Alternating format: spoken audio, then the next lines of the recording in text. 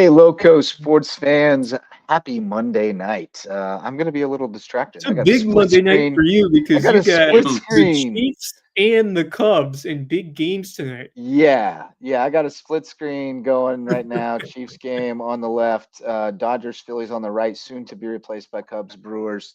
Oh, it feels like Those kind are of a must-win game for the Cubbies. So yeah, I'm going to be attention will be slightly divided tonight.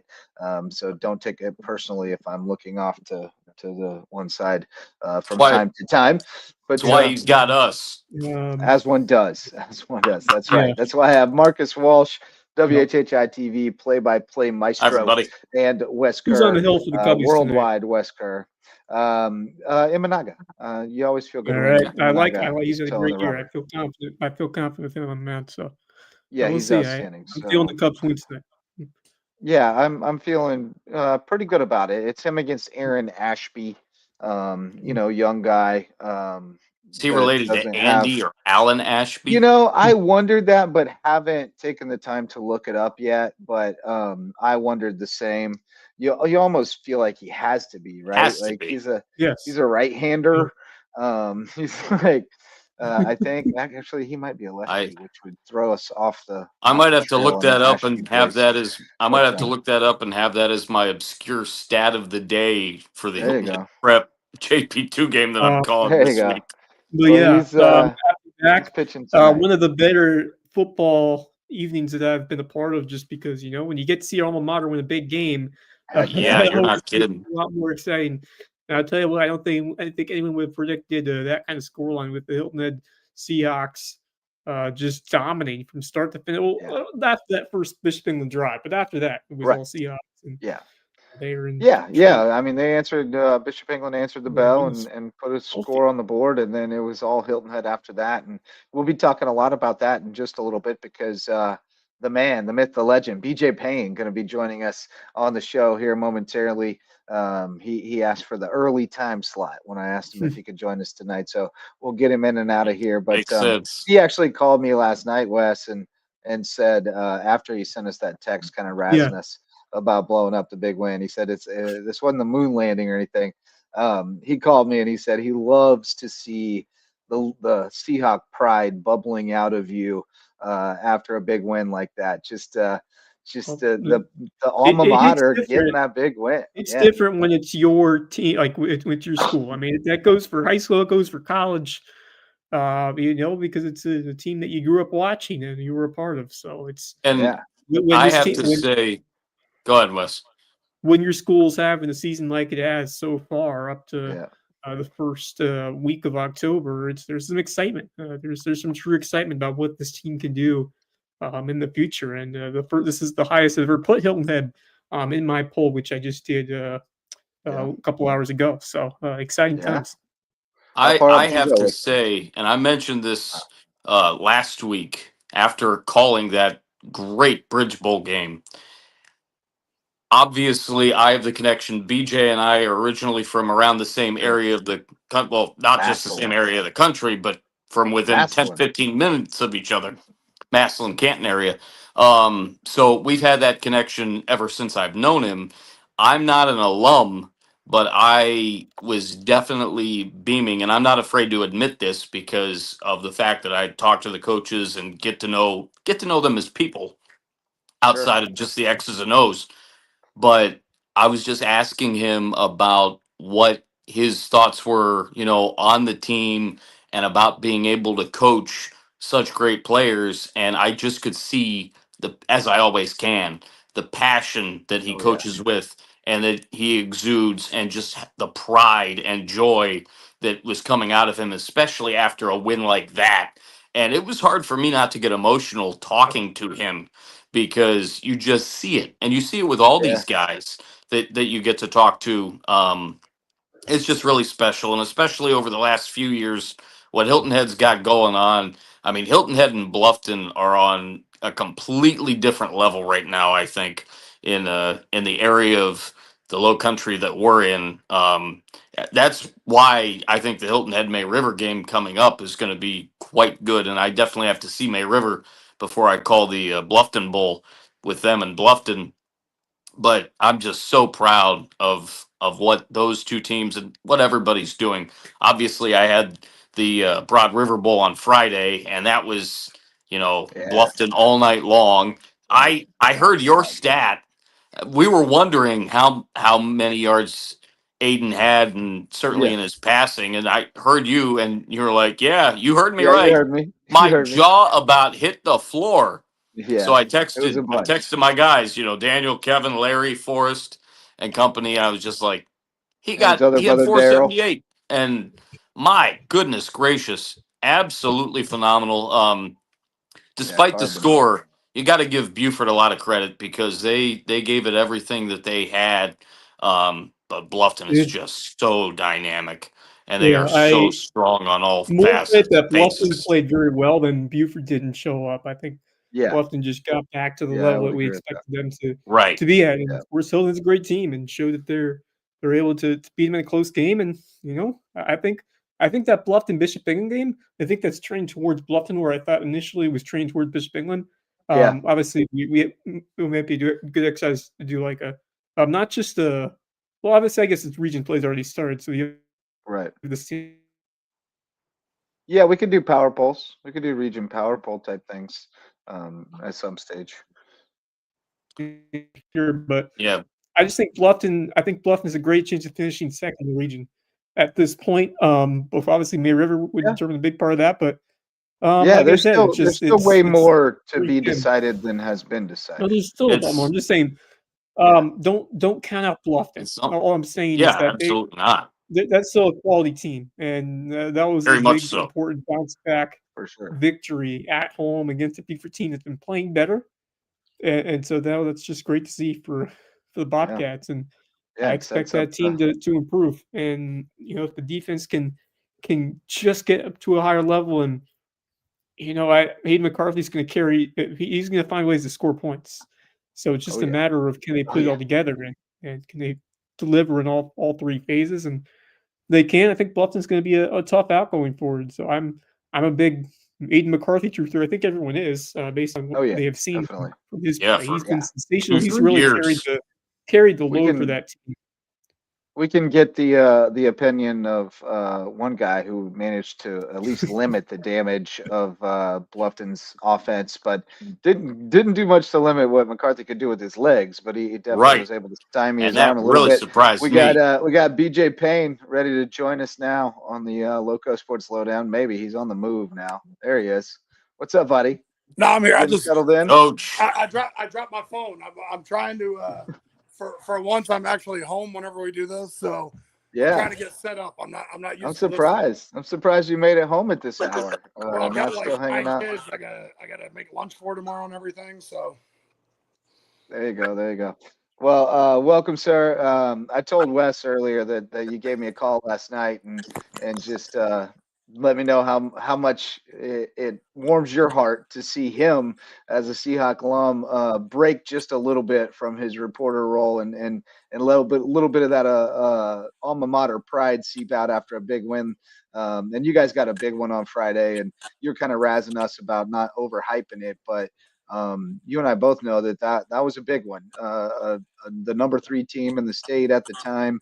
I think we all agree that their early schedule was a little bit of fool's gold, and we kind of knew it might be. But the way you guys were able to dominate that game, especially after giving up the early score, just bounce right back and dominate, you have to be feeling really good about this group of guys and excited about what's ahead. yeah, without a doubt. First of all, literally my favorite. Like I listen every night when I go to bed. I listen to podcasts, right? And a lot of times it's Lowco. And when I listen, and I have never in my life of listened to podcasts, which I've done steadily for the last 10 years when I go to bed every night. And it might be all different genres of thing. I have never like had the excitement of hearing Wes on his live broadcast of Thaddeus's interception. That was incredible. Which was That was absolutely That was awesome. My favorite moment ever. Do I have to worry about job security? What's that? I said, do I have to worry about job security? That's Yeah, It was really, really good, Yeah, it was Wes. great. it was absolutely incredible. But well. no, Sometimes you can say that you learn from the best, or you learn from That's how you learn to be a broadcaster, is you taking what That's other right. people do. And I Yep. think that just I listen to Marcus as well, and when he's on the call, I was actually I was listening during the end of the Bluffton Hilton Head game, and it resumed very late in the evening. But yeah, I mean that's the fun part about this. You're covering game Yeah. live, and you get that emotion. You see a big play, and that's part of being Seen a a ton of them. reporter, but also being a fan, or being a it comes out even when you look at you listen to it's baseball playoffs. You listen to the games on the radio, and you have some broadcasters that they'll get emotional because they've been with this team for 162 plus games, and there is a human emotion side Oh yeah. to just sports in general, especially when you're telling the story of these games as they're going on throughout the season. So that's the fun part of it, and Yep. those are the kinds of moments throughout a season that you remember, and you really are excited for. And I just felt like this was a game that is going to be a big moment as the season goes along. Being a Bishop England team that, certainly I said they were ranked high in the poll and they were number 3, but this is a team that, defending region champion. Like, this was the team to beat in this region. I felt Yeah. whichever team was able to beat them first in this region, I felt had a really, really great chance of getting to that top in 6-4A. So, just describe the post game vibes and the excitement. You go into a big game and you get a big time win. Just tell me the pride that you had as a coach of what your guys did to come out and put up a performance like they did on Friday. Yeah, and let me just backtrack for a second. That's a really, really good Bishop England football team. Yeah. And like Bluffton's a really, really good football team. And we're fortunate both nights to be better. And I know Wes, you were there at the game, and there was a couple times where we just got pressure to the quarterback and it made him uncomfortable and changed his launching point, and they literally probably had 4 or 5 balls just go off of fingertips reach of receivers. Yep. And I really don't at times, like I know it's easy from the outside at times, but like when you look at people's schedules and you think, well, maybe they didn't, but they did what they were supposed to do in those games. Right. Yeah. And the crazy thing is all those teams they played, it's weird. Like they have paid coaches and uniforms and helmets and everything. And I always tell our kids that, like, if we're playing somebody that they think, oh, well, we don't need to, really prepare as hard for them. I always tell them, I'm like, hey, it's weird. They have practice too. Right. Like they want to score points too. It's crazy how that works. Yeah, they're going to try really hard too. They don't want to embarrass themselves in front of their families either. Yeah, Right. it was. I mean, we played really well. I think that we put them in some different situations, and I told the kids after the game, it was a great vibe. But I told them that there's times that as coaches we have to lean on the kids as well. And for some reason in prepping for Bishop England, they are very hard to prep for, and because they'll just do things that. Like they'll line up in trips and then they'll bring the tight end as number 3 and as a wing and run the ball backside. Like they had no reason to bring him in, but they just do it. It's smoke and mirrors. Yeah. And I just had a really rough time last Saturday and Sunday on the defensive side of the ball preparing for him. And it wasn't like a Bluffton hangover or, went out to the triangle till 2 a.m. Like I don't do that. And it was none of that. I just, I was up and, got good sleep, went in and worked on them, and I just couldn't get a feel. And, and I told our kids that afterwards, because I told the defensive coaching staff on Sunday, I'm like, just something's off in this. And our kids came out and, bailed us out and played their tails off. But, this is it's a very mature group, and they like to have fun and they play and stuff like that. But they know when it's game time, it's time to get serious. And the mood, switched very fast. Like it switched very fast after Bluffton to Bishop England. It switched very fast from Bishop England to May River. because they kind of know the position we've been fortunate to put ourselves in. Yeah. And, none of it matters if we go out and lay an egg the next 3 games. Mhm. And, but they've done a great job, and our coaches have done a phenomenal job of getting us to this point, and we just got to keep playing. Getting ready for, a May River team that, is equally as hard to prepare for with what they do offensively. And, they're gonna pound the ball at you, and then they're gonna throw the ball 1 or 2 times a game, and usually it's for a touchdown. So we got to be ready to play, and it's going to be a physical battle. But I think our kids do a great job of preparing and know what's at stake and coming at what's in front of them. Ashley Powell suggested you should just take the next 10 days off. Just reward yourselves for the big win. Ashley Powell is tremendous. I talked to Powell in Bonneville quite a bit. And they like I said, I've said this for 10 years since, that program started over there. Their first year, when Rodney was there, you knew that they were going to be good. Like schematically, the things they were doing. And the one thing that is a tip of the cap to that staff over there is their kids are always where they're supposed to be. Their D-line plays with the lowest pad level. If they're playing cover 2, their kids are exactly where they're supposed to be. Like they do it the right way. They play hard. They play physical, and they really do a great job over there. And their kids are great players. And we just have to be ready for everything that they could potentially bring to the table. Coach, 3-run homer for Sia Suzuki. It's 3-0 Cubbies. Oh, let's go. Go ahead, Marcus. There have been a couple of players that I've been thinking about ever since calling a couple of your games this season, and I will be at that May River game to scout since WHHI has a bye week next week. But there are a couple of players that just in the back of my mind I wanted to get your thoughts on. Certainly one is Josh Bigger, who continues to just make play after play on the defensive side.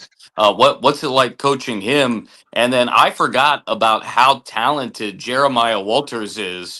He just made that huge catch for you guys to win the game against Bluffton. And he's a guy that can do it all, whether running the football, catching the football, even playing quarterback. In the case of Renajetsky missing, which has happened a couple of times in the last couple of years. Talk about those guys and what they've meant, especially to this year's team, as you continue to get better and better week after week. I remember being at USCB's campus for the media day and looking at Justin and saying Josh Bigger is going to be a problem. And he was going to be, and I think he's got like 20 tackles for losses, 9 or 10 sacks.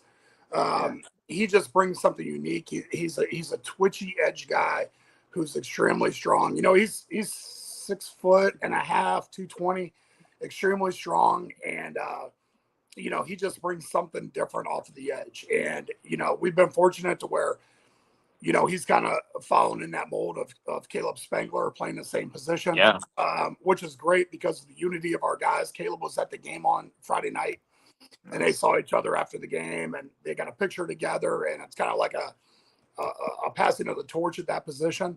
But Josh is great. He's the one every single day.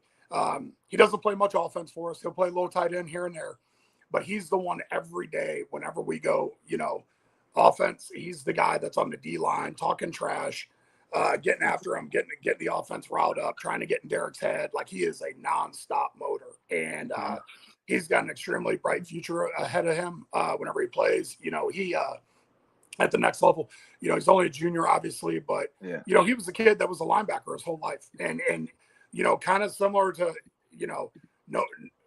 usually guys don't want to play D line, right? It's kind of like everybody thinks they're a tight end. And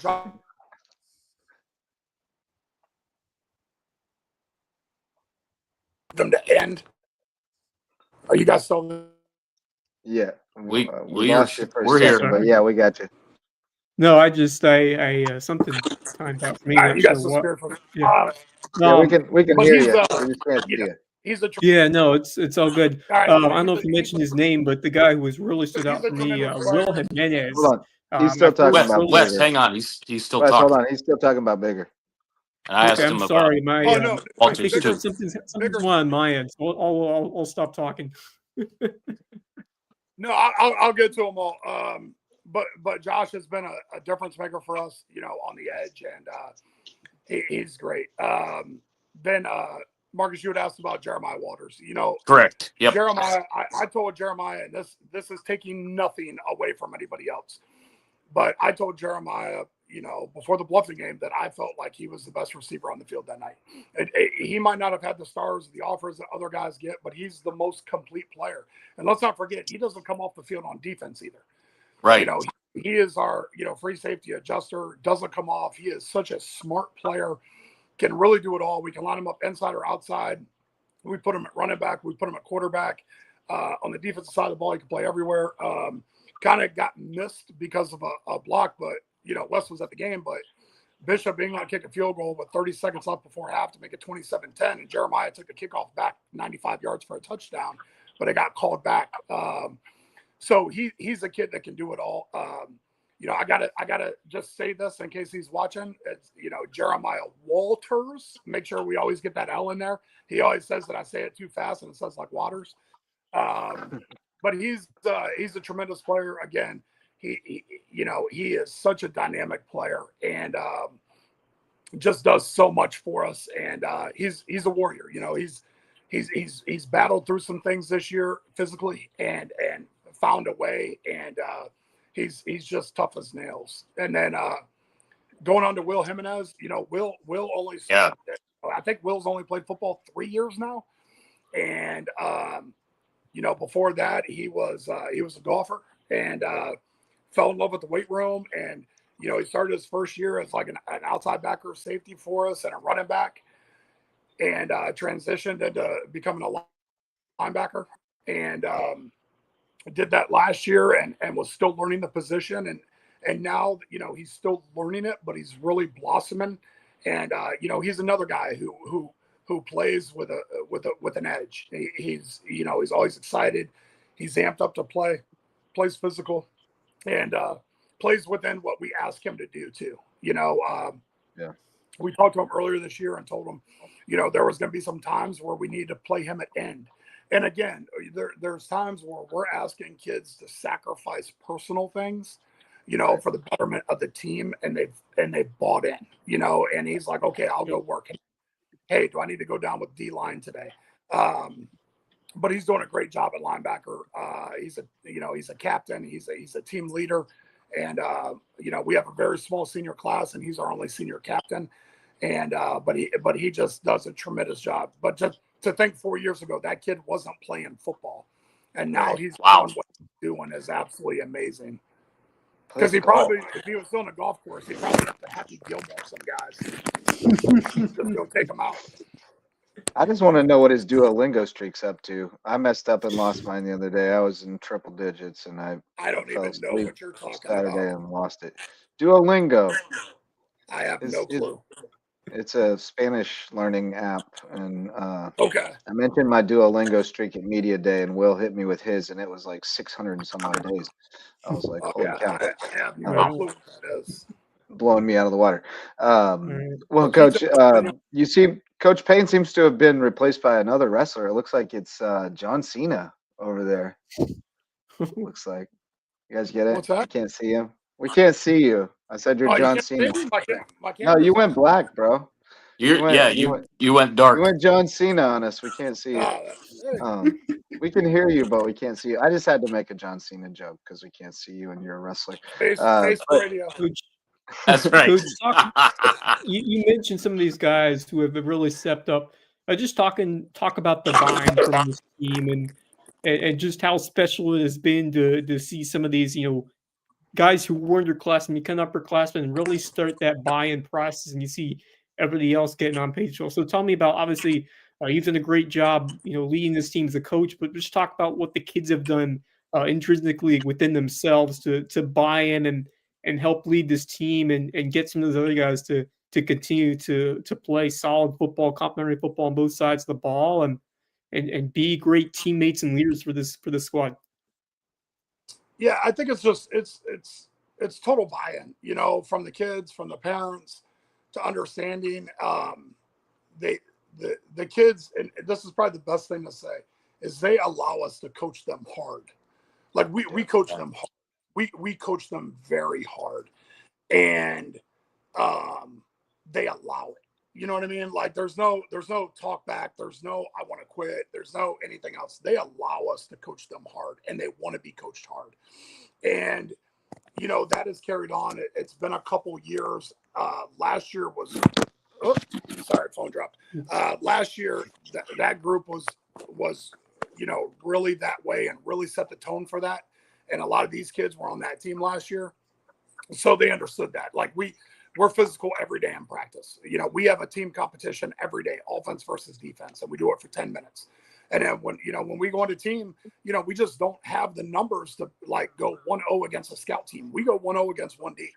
We go 1D against 1-0. So if we're facing, a good back, we're not going to get a better look than Thaddeus and Bill Risher, Right.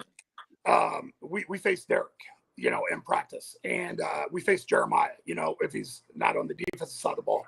And, that's just something, everybody said, the old iron sharpens iron, but, I think it's true. And they've bought in, they practice hard, and they let us coach them hard, and they enjoy that. And they just come to work every day. I mean, it's really, an incredible group to coach. And I told last year's team, and like I said, it carries over to this year's team.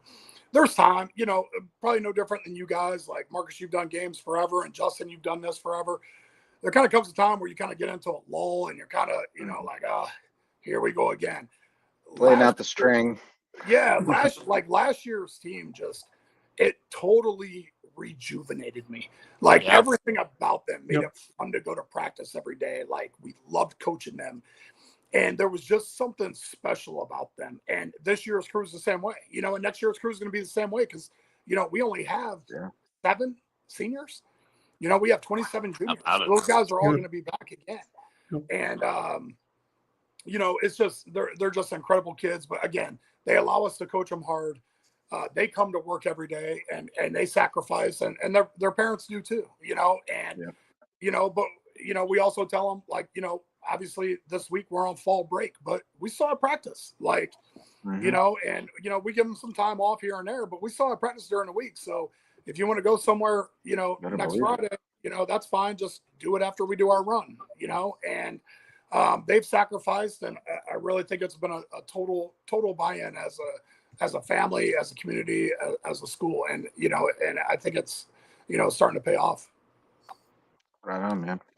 Absolutely. Well, we've taken up a good bit of your time tonight. We appreciate it, and we'll certainly be hearing from you down the road as long as you guys keep it rolling like this. But thanks so much, man. It's been a pleasure, following the building of this program and to see the payoff for you now. There were some lean years where you were hearing a lot of people chirping about, well, if he's got all these D1 recruits, why isn't he winning more games? And it's proof that Rome wasn't built in a day, and you got to just build it brick by brick, and it's starting to pay off for you now, and you're putting more and more kids in college, which is at the end of the day what we're all trying to do. Is set kids up for a better future. And anytime we can make education, especially free education, and part of that, we're winning the game. So appreciate you, man. Appreciate you guys. Thank you for everything you guys do for us locally. Yes, sir. Thank you, we'll Coach. talk to you real soon. Talk to you BJ soon. Payne, Sounds good. John Cena. See Can't you next him. week. Later. Love that dude.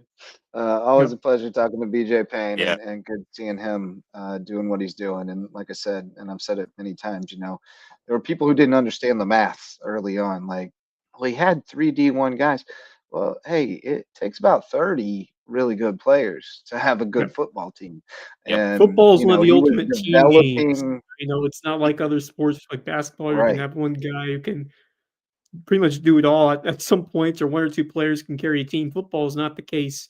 Obviously, you got to have some tremendous studs out there, but you have to have a ton of good depth, especially on the line and defensively, to win games. And it seems like they have that this year, and certainly have proved it out there these last few games. So it's been really a pleasure to watch this program. It just felt like the switch flipped early this past year in 2024, and it's carried over to 2025, and this team has reached new levels. The Brewers have also hit a Goodness. 3-run home run.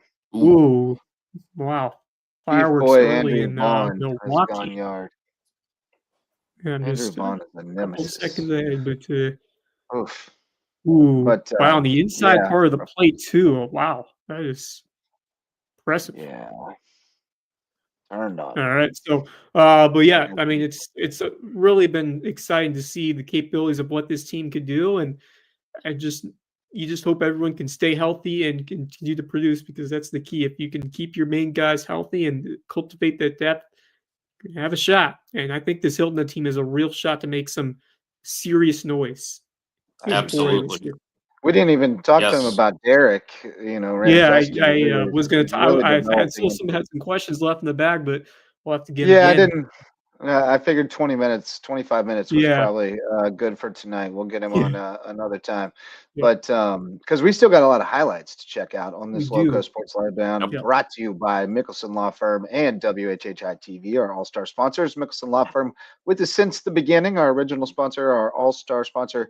They are our official real estate closing attorney and presenting sponsor of our Hilton Head Christian Academy coverage. And WHHI TV, our partner in local sports. Marcus Walsh calling all the games over there for WHHI Having a TV. blast. You guys got a Got a couple weeks great off team. now before your next one. Well, no, So we're oh no, on Friday. you We've got got the afternoon to afternoon light delight Friday. Friday, Yes, afternoon. JP2 Mine's at Hilton Head special. Prep, and then we're off Yep, next week right. because we were That's originally right. going to be at the HHCA BA game, but that game got nixed. So Crap. we're going to have either So that you'll game be and then the following week off, but we're just right. flip flopping That's it. right. So So you'll be at after Hilton after Head, May Friday, River scouting, that's and next then you week, guys and will then have the following yep, week we'll have JP2 Hilton and Head Christian. HHCA. That's a very interesting matchup. It sure Very is. interesting, And then we'll wrap especially up the season with the given Bluffton Bowl. how things are going. But Yeah. let's check out some highlights, and we'll start it with those Hilton Head Seahawks shot by your one and only Wes Kerr. Oh no, it's not working. Move it from studio. Try again. I Try don't know again why it here. didn't work. Hmm. Yeah, let Oh, me yeah, try you can always again. go back and try different I got different him, man. highlight reels while we're Well, I waiting. think they're all gonna be janky on me, but here we go.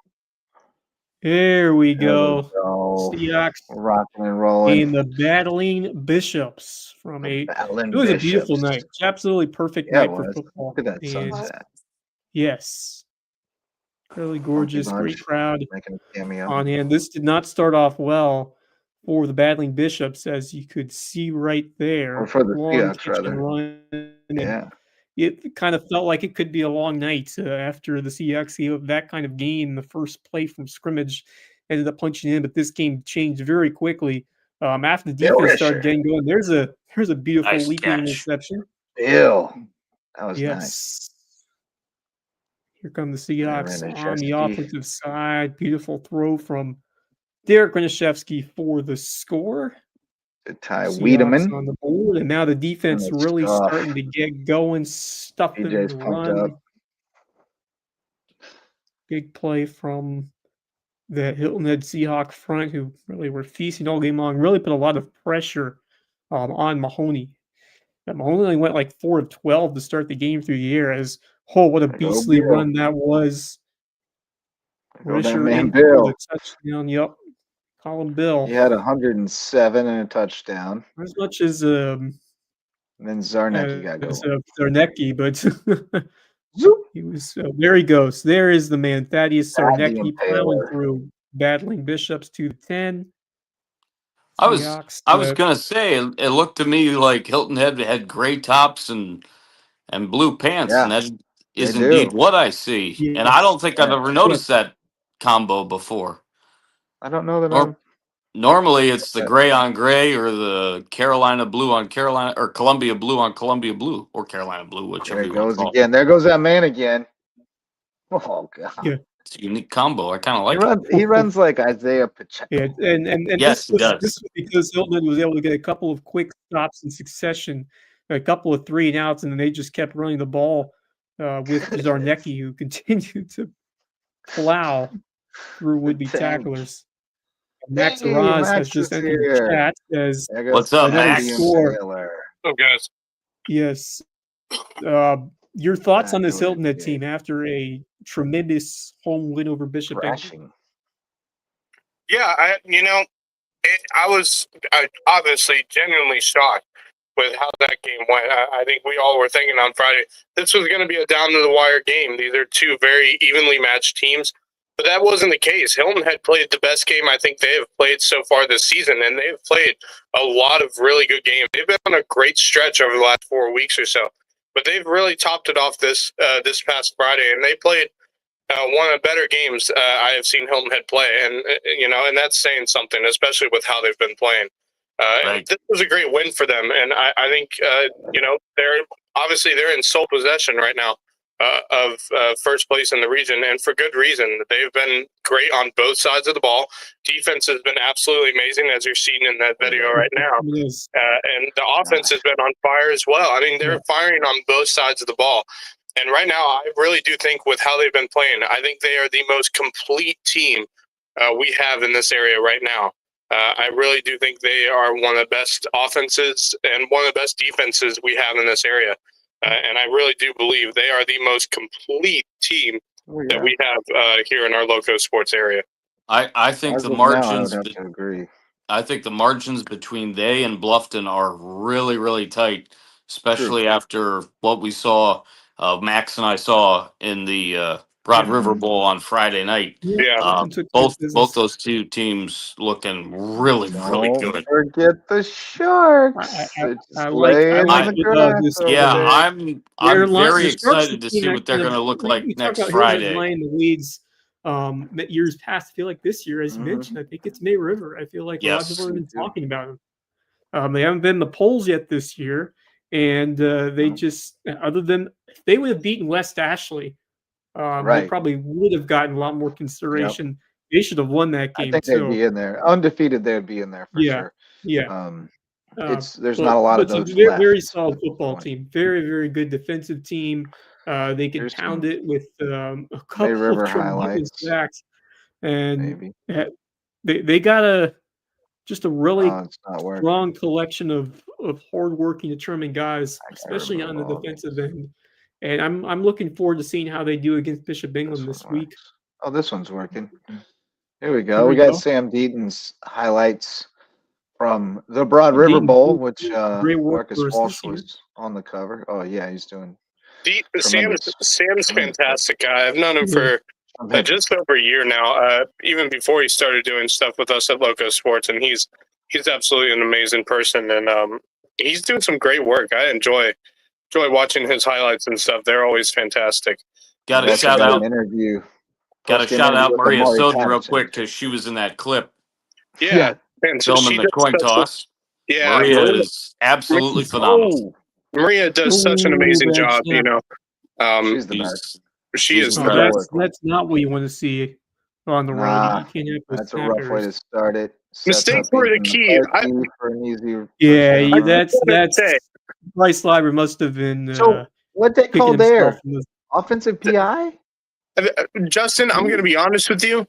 I couldn't tell you. They flew like 40 flags in this game. It was very I watched that one happy. like 6 times, and I cannot figure out what that flag was for. It was a very flag happy crew, and there was a point when Bluffton was up 42-7, and they just kept throwing flags. I'm like, we want to go home. Well, I mentioned as well. You know, the touchdown that Buford got really wasn't a touchdown. Throwback. Yeah, no, it really wasn't. Due respect to them, that should have been a safety. Yeah, we were Buford's watching got that. tackle better and play some better. Here's my thing. Wait, hold on. What'd you say, Wes? Hold on, Max. What did you say? I was just saying Buford's defense, as much as we thought it would be great this year, kind of got exposed tonight. Bluffton was all over on him. Aiden McCarthy. Yeah, they did. Time in the pocket for most of the game. Aiden McCarthy with 21 of 28 for 478 yards and a touchdown, and he rushed 13 times for 47 yards and 3 TDs. Cordell Hawley had 3 touchdowns. He was really impressive. Yeah, if I could say something, I know that I think everybody knows that, of course, Oh, very that man, short Amari staffed when it Patterson. comes to referees and stuff. I know we all know that. That it's very hard to find referees these days that know Why what they're plug them doing. every game? Yeah, People and try to younger. be a part of it. It makes me frustrated because I hate when referees kind of take over game, even if it was as much of a blowout as Bluffton and Beaufort game was.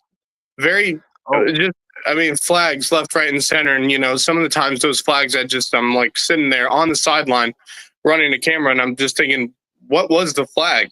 And there were times when even the referee crew, I don't think really knew what they threw the flag for, and have some long discussions during that game. And I know we're short staffed on referees, and I get that and all, but there are some points when you just say they probably shouldn't be doing a game of this magnitude or of this. I mean, look, we send the best we got out there. Yeah. Ain't nobody else coming through them doors. That's why. That's the again, point. I try to get the word out. And I'm the one. Tremendous work. And I've gotten to know a bunch of them. There are some officials that come up to me before during the game. Don't get me wrong. I'm not hating on referees. They're all good and people. They're working hard out there. And absolutely. I'm not trying to hate on referees. It's not easy to find everything and to make every call correct. And they're doing as good of a job as you hope for at high school level. Look, again, I'm not trying to hate on referees. I'm just saying it was kind of frustrating at some points in that game. Just saying. Especially once the game's out of hand, the clock's running and everything, like we can let some of the here's the thing though. The clock was not running and because it was only a 35-point game. So it just kept stopping and starting and stopping and starting. Feels like enough. All right. Well, anyway, we got a couple post-game interviews from your Broad River Bowl. We got Sam Deaton with, it's not working right now, but we got Jeff Riley with, that one's not wanting to work right now either. All right, well, I'm gonna have to reload. Both of those, but we got interviews with both of the star receivers. And I do have to say, I was excited to see Amari play in the second half, and it didn't take him long to get things going. He didn't play in the first half. Oh, okay. And he was ready to roll in the second half and was just absolutely tremendous. Chomping at the bit, with some big catches, and yes, indeed, chomping at the bit for sure. A couple of us knew that he wasn't going to be likely playing in that first half. But Bluffton got off to that role, and then he got into the second half, and I mean, good night. It was something special, that offense. Yeah. Wow. Here we go. But today you're going up against your former team, and unfortunately you had to play or sit out the first half. So how excited were you to, come out and play some football? Yes, sir. I was looking forward to play this game all year. They was talking a lot, so I was just like, we just gonna see when the time comes. I had to sit out the first half, but I was like excited the whole first half to get in. So when the second half came, I just took every opportunity I had and took advantage of it. Yeah, over 100 receiving yards, touchdown and an interception. So, you showed them who Amari Patterson is, and how are you still able to, week after week, put up numbers like that while still, staying in control and like within your role in the offense? It just a team chemistry with me, Aiden, Carnell. Like we all like, when Carnell got the ball, I'll block for Carnell. When he got the ball, wait, what I just said? Yeah, like just blocking for each other. Yeah, blocking for each other. Team chemistry, putting the ball where it need to be, all that. Wait, hold up. Who's blocking for who now? Going back to transferring, how much has that really helped you? Do I have the ball? It really helped me because I switched to air raid going first. offense. So at Beaufort, they're like really run heavy, so the air raid really helped me. And then I'm with another good receiver, so that was great. We really helped each other out. Yeah, definitely. And then you're a extremely talented player. You've got a ton of visits, offers right now, and as these big schools come calling, how are you able to still really stay focused on the season? Yeah, I really don't let it get to me. I just wait till after the season. I mean, visits is cool, but I'm trying to focus on this season, winning the state championship, winning the region championship. Yeah, absolutely. And have you had a favorite stadium so far? Or? I don't got a favorite, but the loudest one I've been to was Tennessee Vols. Yeah. Yes, sir. Yeah, that's awesome. All right, you're playing great. Thank you. Yes, sir. Appreciate it. Awesome. Love it. What's up? Sam Deaton doing great work. And then we also got Neyland Stadium. classic Jeff Riley interview. We always got our post-game interviews from Jeff now. He's taking a lot of pride in these. I'm Jeff Riley here with Cardell Warren. So tell me about tonight's game. What were the highlights today about it? I think just the team and playing together was like the big thing for the win tonight. Just coming together after 2 big losses is most important, and just coming to playing as a whole and just playing all 48 minutes. That's good. So how do you feel what your team did accomplish tonight? I feel good. I feel like that we came in, we executed the game plan, we put our heads down, and we just worked. And we had to do everything that we had to do. And I heard you committed to go to North Carolina to play with Bill Belichick. Yes, sir. Tell me about that. I think it's a blessing, really good opportunity. Once I seen the opportunity, I think I just had to take it and immediately jump on it. I feel like me and Bill Belichick will have a good 3 to 4 years, and we'll go a long way for sure. That's cool. Are you excited about that? Yes, sir, for sure. And what's your favorite experience playing here at Lowdown? Just the culture. Ever since I came here, it's been love, a lot of love. I don't think you can go anywhere else and get the love that I got as soon as I stepped foot on that. All right, thank you. Yes, sir. Thank you. And back to you, JJ, in the studio. I love the throws. He's from so Jeff good. Riley. He's so The throws good. are wonderful. He told me that he got Carnell's contact, that he was really cool, and that Carnell was going to tell Bill Belichick about him. So, Yeah. Yes, He said the same thing to me. He was beaming from ear to ear. Actually, Yeah, he was a happy man. He was a Kevin- happy man. Kevin and I recorded another edition of the Marcus Walsh Show, which if ever Kevin wants to change it to 2 Irish Dudes, I'm all for it, because that would be the other name of the show. If he would want to change it, I'd be all for it. But either way, Irish Dudes actually sport.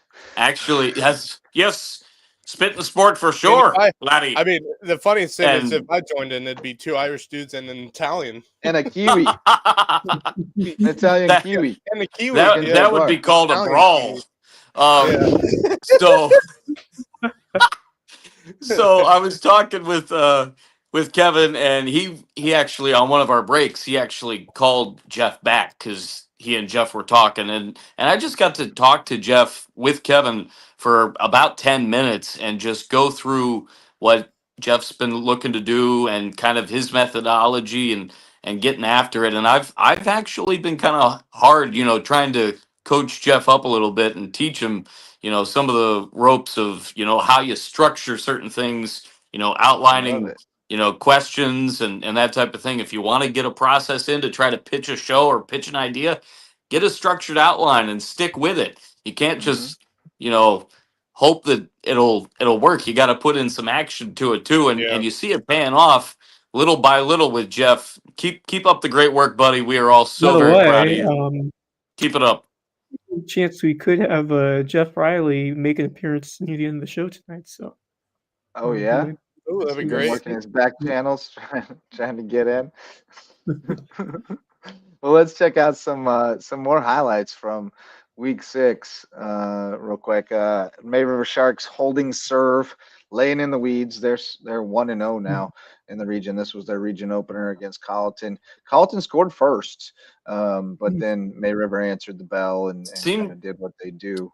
To me, a little bit like Colleton took a little bit from what worked, and some things did work in the game last year that I saw, and kind of worked upon them. Closer game than we saw last year. And this Colleton County team can play. They're like a lot of other teams that I talk about that are, figuring things out and working, and that's the thing, is that they never give up. They will execute more times than not when they have to drop back and pass. In the catch. They're 1 for 1 most games.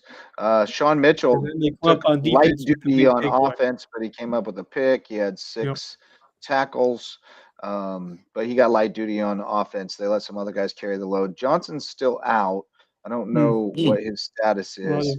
But Tony Cooper was running wild. There you go. Boy, you got to think, and May River as well. I know there are a couple of teams in 6-4 that have off. Is No, May it's River one of 20. those teams as well Oh, really Yeah, they cool. have not this lost week? yet. No, Hilton Head and May I asked. River are the two. I asked if they Oh are no, off this no, week. they host Bishop England on Friday. That, Okay. and I think I'll Well, be headed there. I certainly Yeah. hope that we have a scenario where Johnson comes back because they're going to I need do him for too. Hilton Head. Yeah, so Yeah, yeah, they I'm certainly excited for better that win. game because I think Bishop England.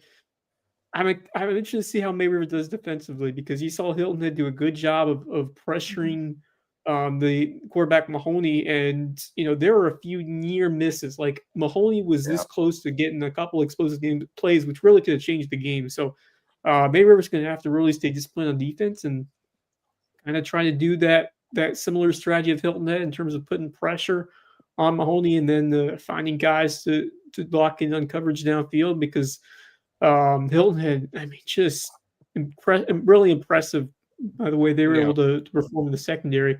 We'll see if Bay River has the horses just like the Seahawks did to disrupt a Bishop England offense that has really been thriving. I'm sure they'll be angry and ready to get going and look to bounce back. So going to be still a very tough test for the Sharks, but I expect a much closer game than the one we saw between the Seahawks and the Bishops. I feel like Bishop England's going to play a much better game a week from now than what we saw against Hilton, and so that should be a really good one. And Yeah, I agree. if May River they knock out Bishop England, then that Hilton Head game gets a whole lot more interesting. Yeah, it does. What encourages me for May River about that Hilton Head game is what Hilton Head was able to do on the ground. They Yes. were able to run it really Yeah. effectively, And that's that what May bodes well River for is. May River. Their bread and butter is the ground game, and we'll see if they're able to block well. And you'd love to have Johnson back, but if not, Mitchell has been quite the Yeah, centerpiece and for them. Head I love has how they been can really grind you solid down. the So last couple of weeks. They yeah, got some guys. yeah. The Sharks You know- have guys. They have a good scheme up front, and they're going to grind you when they have the We got a football. request. Well, you Mama do. Grant wants to I see some do want Hampton County to film. say one thing about May River. I love how they're playing right now. If I had any concern for them, I think defense would be my biggest concern for them right now, especially when they play Bishop England on Friday night. I know they've been playing some good football as of late, but I would be like the offense obviously has been a well-oiled machine for May River. But if I had any problems, any concerns about May River right now, it would be that defense. I just don't know. I think I agree. I I'd think take the Bishop over. England. Take the over. Yeah, I mean, I think if the Sharks can get some stops, that's going to be very important because even though Bishop England didn't have the best day offensively, they were, like I said, they were close to breaking a couple of big plays. So don't take that lightly. I can see that one being in the 60s or even like a 42-35 type situation potentially. But the way May River likes to play, they're not a team that they'll grind you down and take long possessions. They're not obviously if they can find a hole and pick up explosive yardage, they will. But May River's the kind of team that likes to run the ball and shorten the game. So their explosive plays come after 3 yards in a cloud of dust, and then somebody comes out the backside and goes, phew. That's their explosive play. But and then the occasional 1 or 2 passes a game that almost always hit. So, but Hampton County, Mark Twained it this week. The rumors of their demise may have been premature, which we told y'all not to freak out about these 3 losses. It was no big deal. They were games that were at best toss-up games, and probably not even their that, 3 losses came against 2 don't 4A expect to schools win. and a very solid 3A program. You should not be worried whatsoever. Well, they didn't have any trouble going through Edisto, who has been solid this year. They were 4-2 coming in, but Jalen Singletary was dominant. Defense pitched a shutout. Singletary 15 for 146 and 3 touchdowns. Nice. Corentin Stab had 3 catches for 75 and a TD, 2 rushes for 34, a tackle, a pass defense, and a 45-yard interception return for a touchdown. Big night for him. Wow. Gavin Polite, a big night on defense, 12 tackles, 3 for loss, a sack. And then Terrell Grant doing it on both sides, 4 of 7 for 102 and a touchdown passing, also a pick, 6 for 50 rushing, a pass defense, and an interception.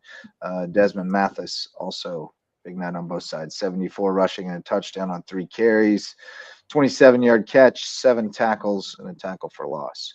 So Hampton looking good against Edisto. Looking They very good. really, I don't As think you they're really expect, gonna be they've been playing well strong. despite a couple of tough losses. So you expected a nice little get right Yeah, game for man. them. This region is for the most part not going to be as difficult. Definitely Well, not as yeah. difficult compared to what these. But I mean, I will say Lake Marion beat Barnwell's always a Barnwell. tough one. Lake Did Marion they? Barnwell's a beat tough one. I was Barnwell. going to say Wow. that's the team to watch out for. Yeah. I was And gonna but say I still like Barnwell Hampton. would be I the still only like Hampton team, County but though. maybe I still not. like the way that offense is going. I don't think Barnwell's right up to that level Yeah, that no, they they're are not right there now. right But now. that's the seven. That's a week eight's gonna be a big week. We got a couple of big Yep. 4A games, and it's never easy because they got to go to Barnwell, and sometimes you can get some home cooking when you're on the road, and it's never a cakewalk to go over there and win at Barnwell. They got Lake Marion first, so you can't over.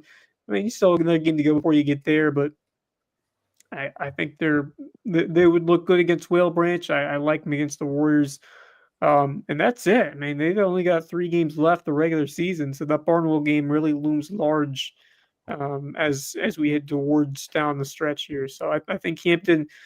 I think this could be a situation where those the scheduling, the tough scheduling, could really help them because I think the region is very winnable for them. You learn a lot by losing the Hilton Head and losing to Bluffton. And even though the Hilton Head game you lost 45-21, you were in control before the rain. Now, would they have won if it didn't rain? I still think Hilton Head, who knows? But I think that they showed they can handle some solid defenses if they can consistently execute and get some good performances from their studs like a Singletary and some others. I'd like to see other guys step up and not just Singletary because you're going to have passing game getting going. As the passing game isn't as explosive as years past, but I feel like they're working on to really improve their offense. But then again, I mean, Singletary has been where this team really runs through, and I think he's going to be a big fixture as they go through. I don't think they're going to be in trouble with Lake Marion. I don't think Barnwell is going to do enough to beat them. So I like where Hampton County's at. I think they've learned a lot through that tough stretch in the midseason. Absolutely. Yeah, I agree. I agree fair. with that. I think Camp, like I said last week, I had someone come up to me and ask, should I be worried about Hampton County? And I said, no, absolutely not. I mean, you look at those 3 losses. Like I said, 2 very solid 4A programs in Bluffton and Hilton Head, and of course, an extremely solid 3A program in Christchurch, which you had to go on the road. They nearly came back. Yeah, they nearly came back. You had to go on the road to where are they? Greenville, isn't it? So Christchurch is yeah. Okay. Yeah, and that's a decent road trip for Hampton County. So like I was never worried. I always thought they were going to win their region this year because I just looking into their region, Barnwell's down this year. They lost a lot from last season. Lake Marion might be the best shot at beating Hampton County, but I don't think they have enough to take them down. Whale Branch. No, and of course, Edisto. We saw what happened on Friday. Nobody's going to beat them in the region, guys. Yeah, no, they got They're going to cruise. They're going to coast. Yeah, they're going to cruise, and I'm not worried about them. And I really look forward to seeing them when playoffs come around because I think they're going to go into those playoffs battle tested with how their out of division, out of region schedule was, and they're going to be ready to go when playoffs come around. Look, they've become the program that we know is going to keep us busy for at least a couple of weeks in the postseason. Like we can lean on Hampton County at least. We can go out to Barnville and watch a game if nobody else is home. But they look good to me. I was never concerned. Even less concerned now. How about this? Chew on this, boys. Remember these numbers: 106-6, and now remember these numbers.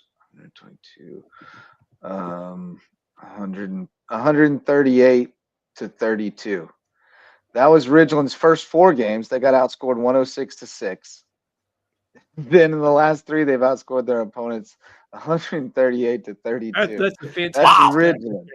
That's a That's great stat. That Ridgeland. is nuts. Crazy. They also had That's two crazy. more special teams touchdowns this week. They have now 9 defense and special teams touchdowns in the last 3 games, which is insane. Wow. Gosh. They had a 95-yard kick return touchdown by Marcus Hunter in this one, a 45-yard punt return touchdown by Keon Mulligan. They got some new guys involved in the ground game. Deshaun Albany was the leader, 4 for 132 rushing, 2 touchdowns. He's a speed guy. They got a lot going in this game. How that team has improved, and I sound like a broken record because I only saw them once, but how that team has improved since September dramatically. the 5th. My goodness. I mean, and This the team is schedule playing the way that Yeah. I expected them to. I mean, still it's defense come and together. special teams, It is. but they're fighting as one, that and offensive it's line's really getting good to better see. though. Bam Crawford went for 140 and a He's touchdown. been, and he had a And great you'll love game this, against Whalebrand Max. too. You'll love this, Max. You may see it there. The passing yards. They had some passing yards. Tayshaun Smith, 20 of About time. 28 Finally. for 227, 3 Oh. touchdowns, About 2 time. picks. That's So, about Hayden- time. It took him long Hakeem enough Chaney too. Field, the deep threat. He had 6 for 80 and 2 TDs. So Ridgeland's rolling right now, but they're figuring it out. They great. are it's figuring gonna it get out right now. tougher. And I'll tell you this. I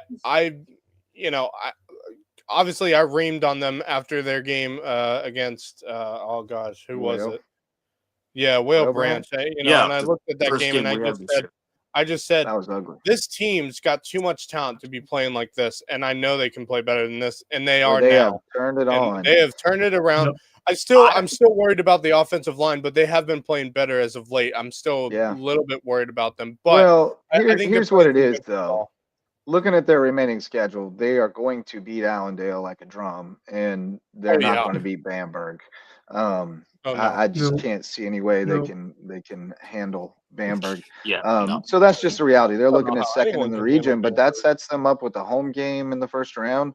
That that defense, Yeah. that dog will hunt in the playoffs. So Right. Yeah, they got a I shot mean, to that- make a little Yeah, run. in That's there. one heck of a I wouldn't season want if to play they them can right now. get that home game in No. the region. Not a I chance. think that's a possibility now that they can do that with how they've been playing right now and the way that defense just has been relentless.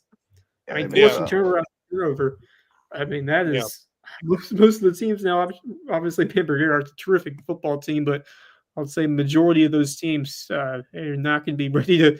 Or I mean, maybe they'll be ready, but they're not going to be very happy to face a team that is playing the defense that is playing the way they have. But No. just all credit to Ridgeland what they have accomplished this year. Yeah. And to see what that program has done after a season where they're trying to rebound after the split. They lost and a ton of now- guys last year. Yeah, it's been fantastic to see just the quick rise of that team and guys buying, making plays, and I'm loving what I'm seeing from the Jags. And even as someone who's I go for your Hardyville Hurricanes, and they're chomping, they're just trying to get better. But man, Ridgeland has been a great story of this. There's been a couple of really, really good stories. Of course, Hilton may be biased, but what's happening in Ridgeland is one of the better stories that we've been following.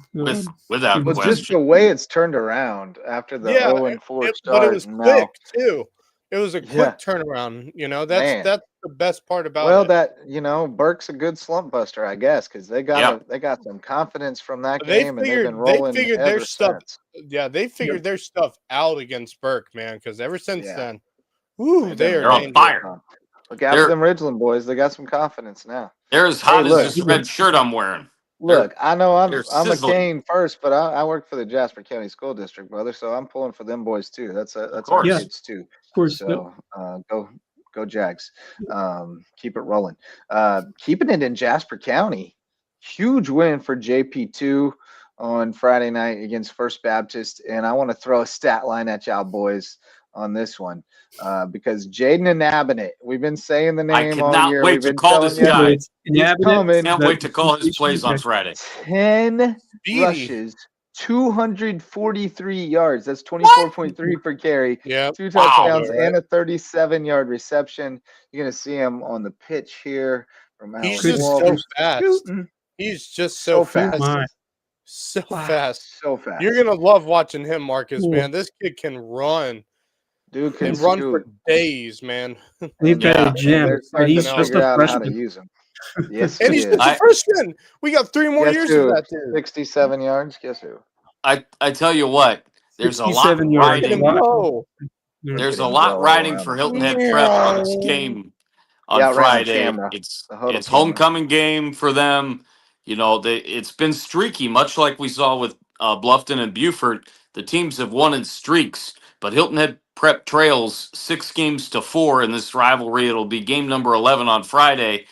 In order for Hilton Head prep to have a chance, they're going to have to get off to a really fast start. And man, just the talent level that this JP2 team I mean, has, and we just a talked step about them over a last bunch. year. I mean, Wow. it's been leaps and bounds after Yes. compared to what everything. Like one a game or two last year. I mean, One how game. many times have we said, "Oh, And it was JP2, against this is Hilton going Head to be the prep. year. This is going to be Yep. the year," and They it's beat just prep been another 40-0 disappointment last year. after another. And now they and I I mean, the still way it's wasn't sold going, out they're for that going to first make the game because I wanted to playoffs see and if they have a could do Oh, it again. easily. And Easily. no doubt Oh, they'll make yeah. the playoffs. Now, the question now I have is, can they pick up an upset? Which I think is now the question. I think they could. Right. I think they could. can. I Yep. think I they mean, can. I think they beat Prep, and then the big one that you're alluding to, I believe, would be Hilton Head Christian Academy, and they lost Yes, on Big Friday, big time, yeah. What was it? Yeah. 55-28.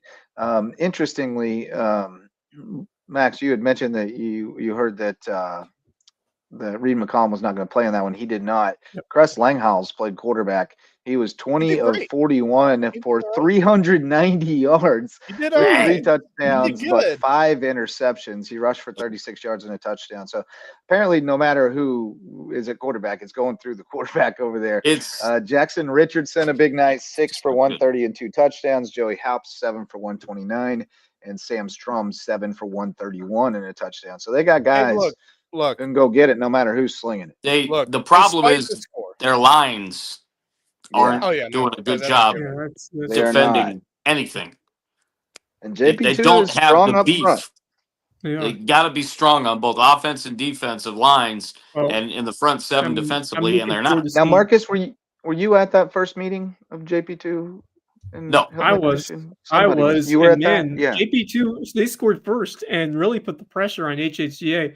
Just couldn't find that big defensive Well, stop. we will be at this next one. Right. Yes, but I guess the worry for JP2 is the passing game. They were not quite able to contain. Reed McCollum kind of had his way, but they weren't able to get to him. McCollum was able to define his guys downfield, and you're just gonna have to limit the big plays if you're JP2 because when the Hilton Christian County's offense is on, they were not able to shut them down. So, JP2, they had a couple of big defensive plays at times. They came up with a big 4th down stop early, scored, and you thought that this was going to be a tight game, but they just couldn't keep that consistency going. I think Hilton Christian found a way to figure out some things and move the ball downfield. But I mean, this is weeks from now. It might not go the same way. I think Hilton Christian County, I mean, I don't think they've gotten significantly better. I think JP2's gotten a lot better. 7 turnovers for JP2 in that first game. I mean, we actually just had take away hard to a go couple Hilton of Head that That's night. right. Yeah, they did. Right. They took forced on a ton of HHCA. turnovers. I was just trying to and- remember who was at the Yeah, game.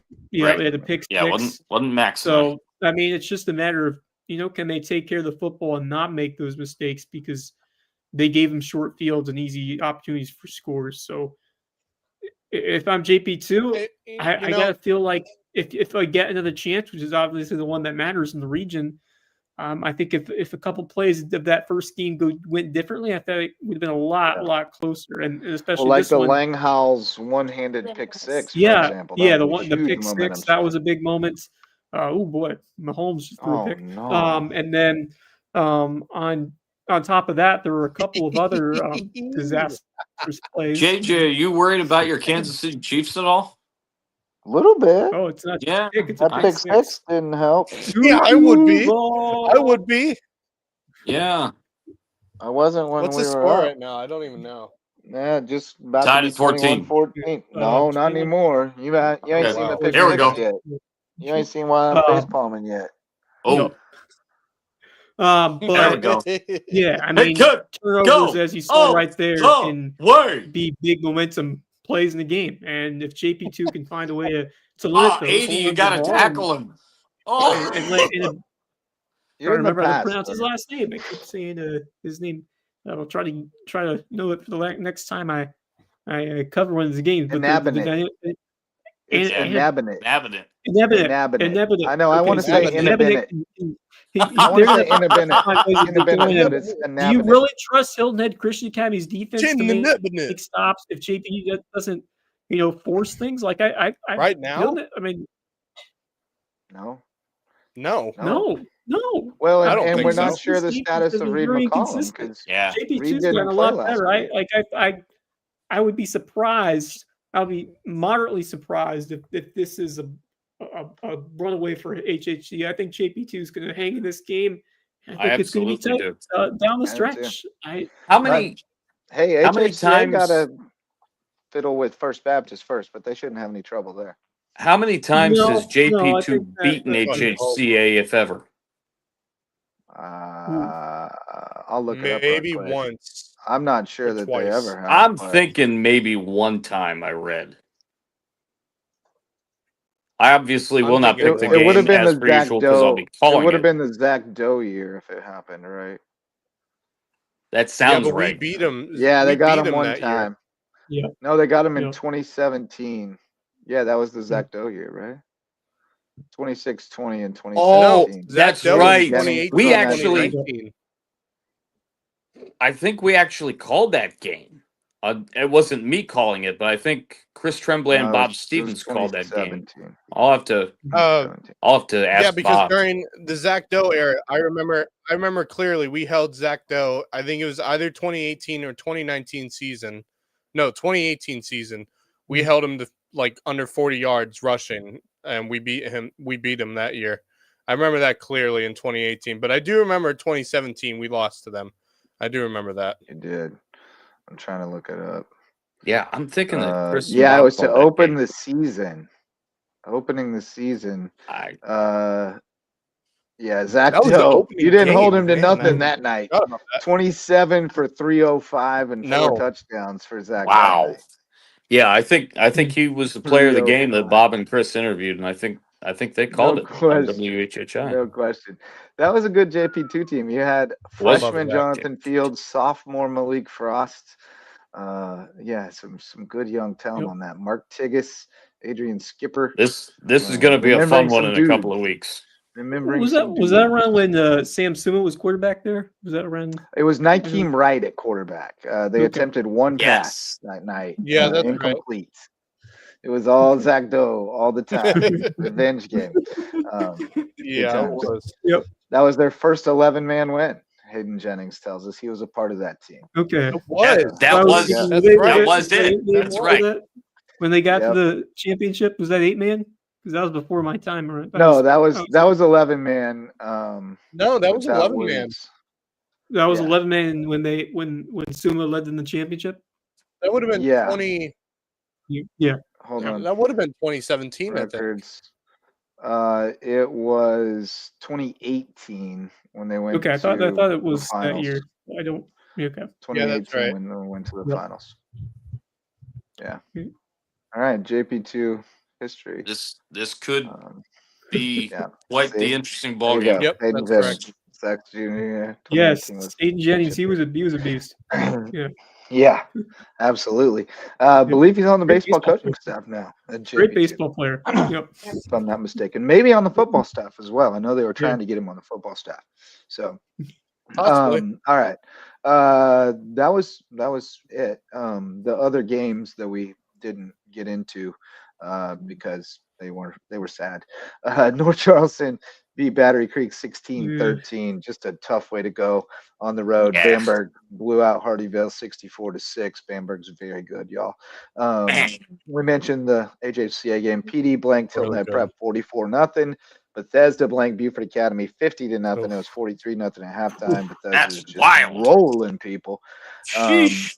And Thomas Hayward. We this is- didn't have video, or stats, but Thomas Hayward beat Patrick Henry 47-14. I don't Talk have about a get-right full-on game. stats, I don't have full on stats, but what I do have is who scored.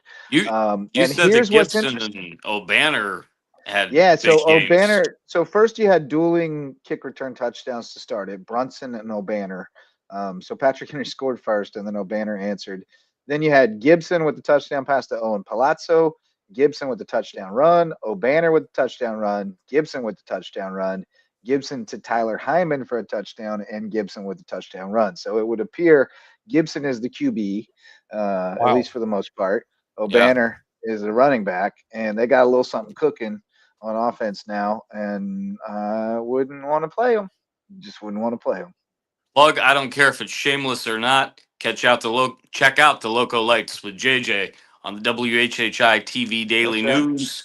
That's Bob right. Stevens hosted today and got it going on until 5 o'clock tomorrow, only Yep. on 5 WHHI minutes. TV. You can also catch it on the Loco Media YouTube channel Correct. if you miss it on the news. But yeah, It's check out all the over the highlights. interwebs. It's all Trust in me, I there. watched it. So It's all out there in the it's tubes. out there. It's in the series of tubes. Great Waiting job for as your always, viewing JJ. pleasure. Love that. Appreciate it, man. Well, thank you, fellas. Thanks to our sponsors, our other sponsors, Hudson Seafood House on the Docks. We'll have a new episode of Under the Bus, sponsored by Hudson Seafood House on the Docks, coming at you tomorrow night. I believe Rich Basirico is still Italiano, so I will be sitting in once again. Looking forward to sitting with the guys. A couple of legends, Bob Stevens and Curry Kirkpatrick. The cat knows the show's almost over. He's pawing at me. He's like, "Oh, I heard your tenor of your voice change. Is the show almost That's over?" a sign. But also we've got Twinge and Twombly's personal injury attorneys, as well as HHI Windows and Doors, Reverence Wrestling Club. I saw our friend Alex Hagan said earlier that he's just here waiting for the grind. He can't wait for wrestling season coming soon. And also Jay's Barbershop. They love wrestling over there as well. And self-defense. Jay's Barbershop. Haircuts and self-defense. All right, boys. We've come to the end of this meandering show. Parting thoughts for you, Marcus Walsh? Got a No more couple Guardians. of huge. No No more more Guardians, unfortunately. Taking a little bit of a hiatus. I've said it before. I've said What, the weeks Blue ago Jays? that I was pulling for Seattle, San Diego. Now San Diego, of course, got beat. I would love to see the Mariners and Cubs in the World Series, but we have a couple of huge SEC matchups this Saturday. One of them includes your Missouri Tigers taking on the Crimson Tide of Alabama at high noon on ABC. Joe Tessitore, Jesse Palmer, and Katie George will be there. That's going to be quite the ball game. The other Please, one, God, of let course, Missouri win. yes, I'd love to see honestly, it. I'd love to see it. the other one, of course, is the Red River rivalry Please, God, Oh, between Oklahoma and Texas. Oklahoma. yeah. Tell you what, I that's wish going they to be played that game a on barn campus burner. sites instead of a neutral site. I don't like those neutral site games. I actually Yeah. love it at the Cotton Bowl. I I'm like being that one. Yeah, honest. I mean like that's that a one. that's a Seminole That one- stadium, so I Yeah. guess That one but- makes sense. Yeah, I understand. I understand why they do it there. I That one have a makes sense. preference. Playing for- the world's largest outdoor cocktail party in Jacksonville. No, it's an however, like, experience. at the new It's stadium, that it's a doesn't whole feel the same. experience that I'm not aware of because I'm not from Texas. Max may have heard this, but I'll leave my parting thoughts with this. When Daniel Court was doing the read for O.C. Welch Ford, his final read on Friday night, and he went, "Oh, C. Welch Ford." As soon as he was done, I was about ready to say, if you would have held that O out any longer, I would have just interrupted you for the heck of it and gone, "Oklahoma." We love doing our Keith Jackson impressions Keith during games on Jackson, Friday Keith nights. Byers, Oklahoma. Come see some Hardy Bills Great out there, times. and may God bless America. That's right. Sorry. Max Raj, you got a parting thought for us? I looking back on Friday, I'm very excited, and obviously Hilton Head being absolutely outstanding through these last 4 weeks or so. And then I have to call him out. Battery Creek, man. I just I'm so disappointed right now in Battery Creek. I expect so much more out of them, and we all said at the beginning of the year we thought they would be a 5-win team. We thought they could be a 5-win team, and it's been visibly frustrating to watch them and pay attention to them because we know they got the talent to win some games here and there. Obviously, they're not going to have win a region title or anything, especially with the region they play in. But, I expected them to finish potentially third in the region. Like, I really did believe that going into the season. And there's a chance they might not even finish fourth in this region right now with how they've been playing, and it's been frustrating. And, I love Susie. He's a fantastic coach. I think he's the right man for the job. And I know he's trying to preach to that choir. But the problem is, I think that choir is not believing in it right now, at least from what I've been seeing. Pretty young, and I think this win against this loss against North Charleston is, I think, just hitting rock bottom at the moment. And I hope it's only up from here. But man, I feel bad for them because their next 3 region games, of course, is Oceanside, Orangeburg, Wilkinson, and Hanahan.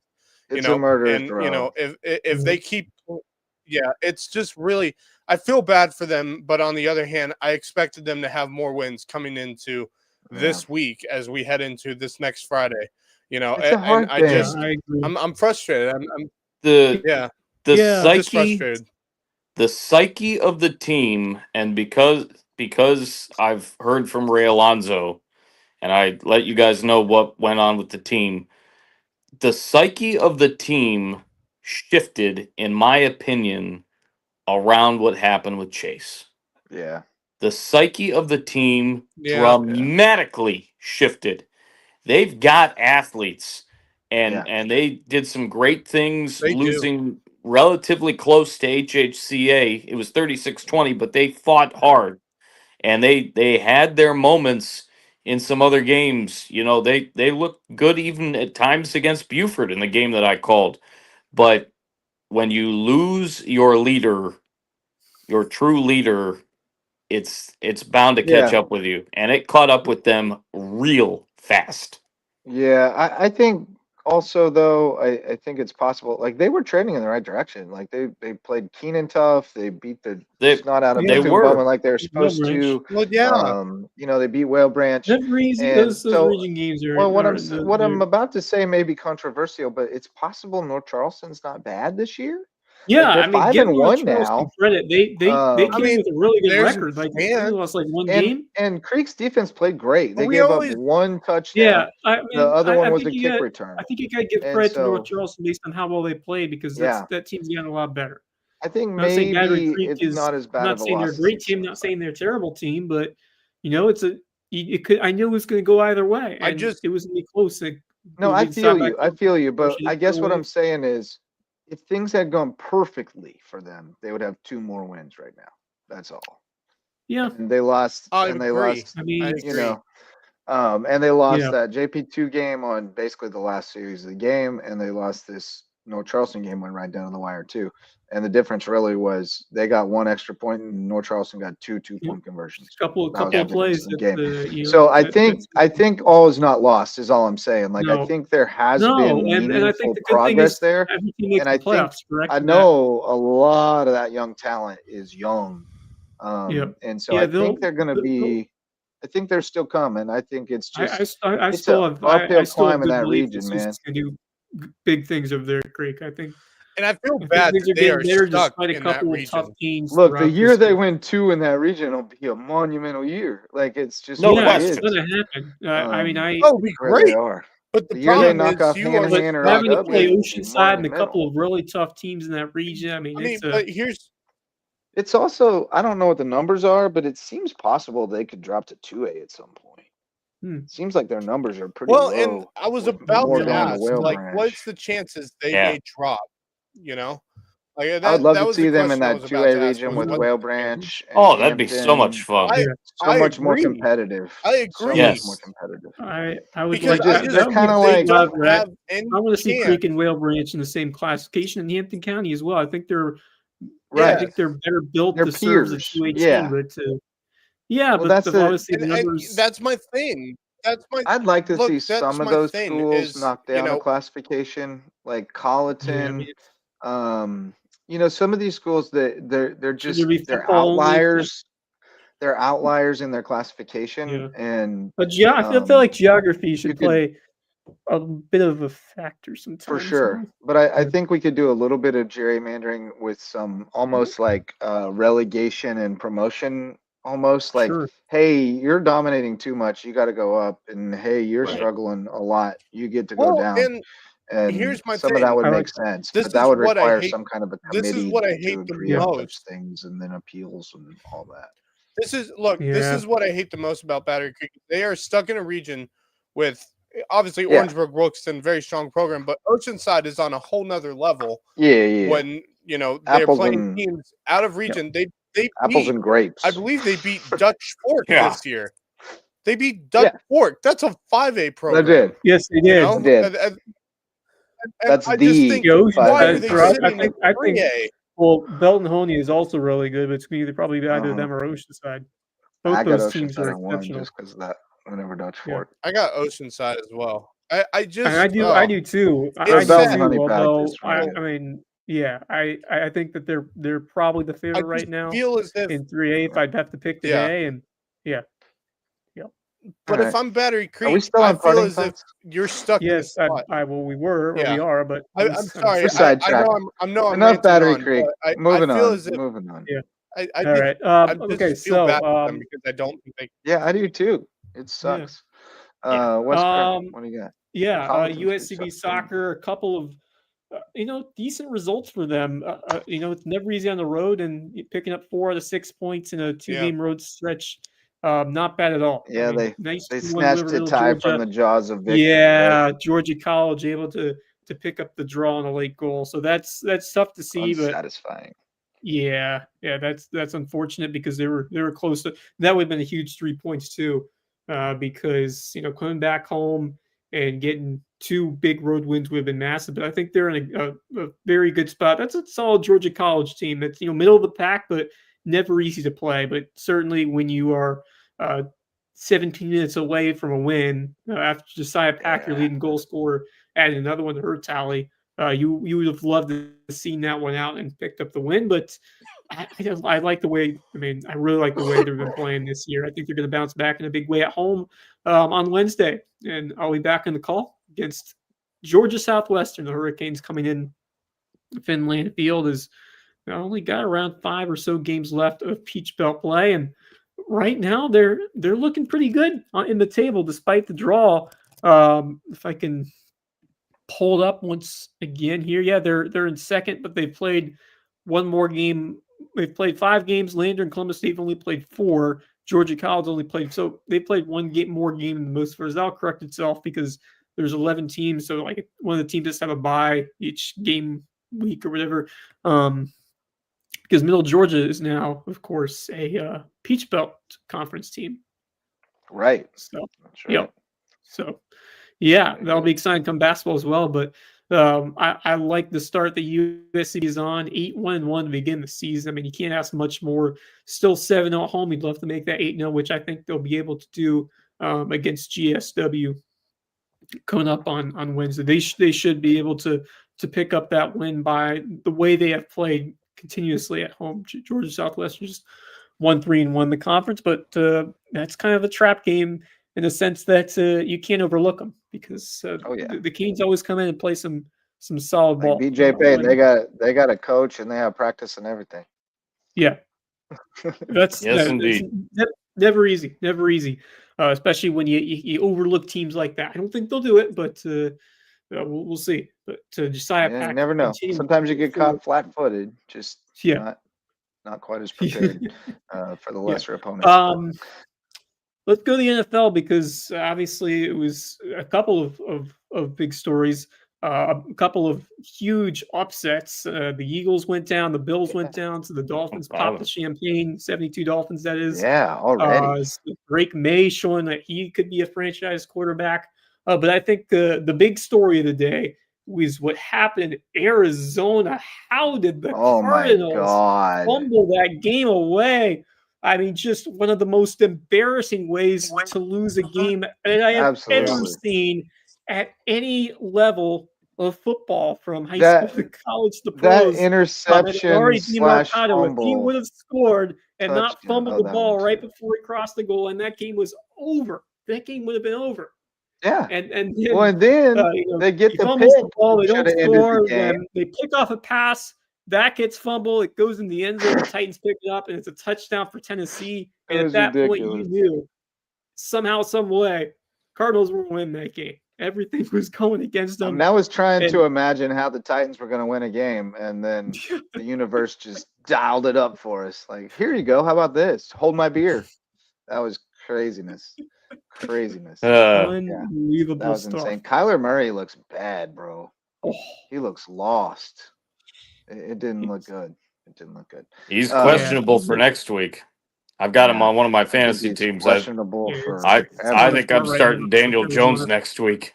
I would recommend it. Who Indiana looks Jones is Yeah, I rolling. think Daniel who Jones looks is absolutely really- incredible. Hey, he's got a great Indiana O-line Jones. and a great running back.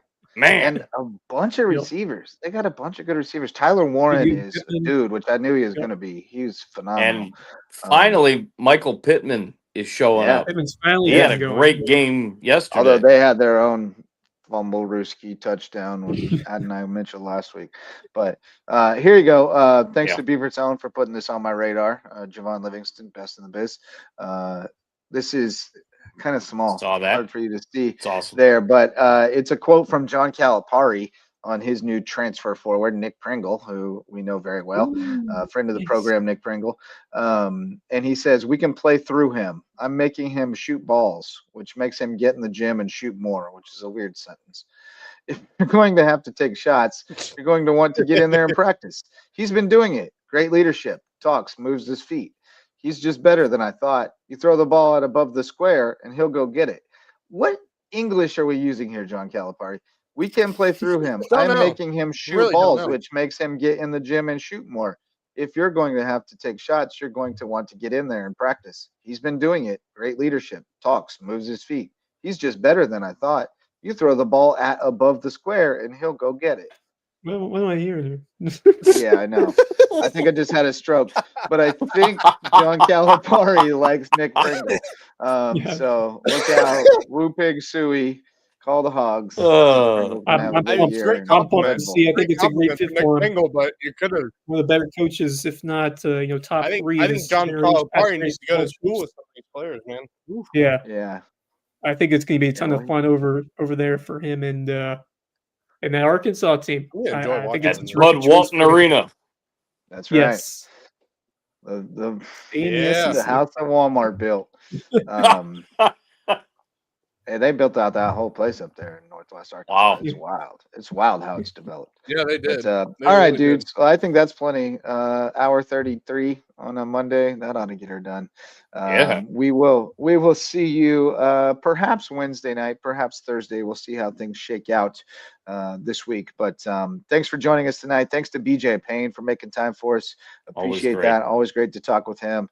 Love what he does with that Hilton Head football program and beyond, the mentorship he provides. So thank you, BJ. Appreciate you.